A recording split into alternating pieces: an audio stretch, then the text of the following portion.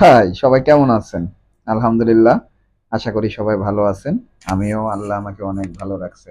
আসলে আপনাদের দেখাতে, দেখাতে কাতারের প্রায় সবই দেখায় দিচ্ছি। ঠিক আছে? এই যে দেখেন, এটা কি কে বলতে পারে?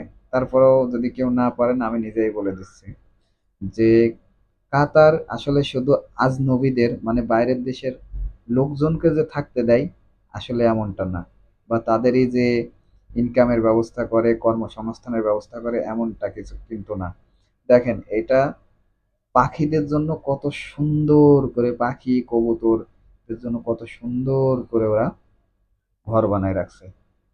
আসলে এরকম না হলে কিন্তু আল্লাহর রহমতও আসে না। ঠিক আছে, শুধু আপনার আছে, আপনি খাবেন পরবেন আর নিরীহ পশু পাখিদের কিছু দিবেন না। এটা দেখেন কত সুন্দর। এটা কাতারাই, কাতারের কাতারা নামে একটা স্থান আছে, জায়গা আছে। তো ওইখানে দেখেন কত সুন্দর। আল্লাহ এমনি তো আর এদের উপরে রহমত নাজিল করে না, কারণ এরা পশু পাখিকে দান করে।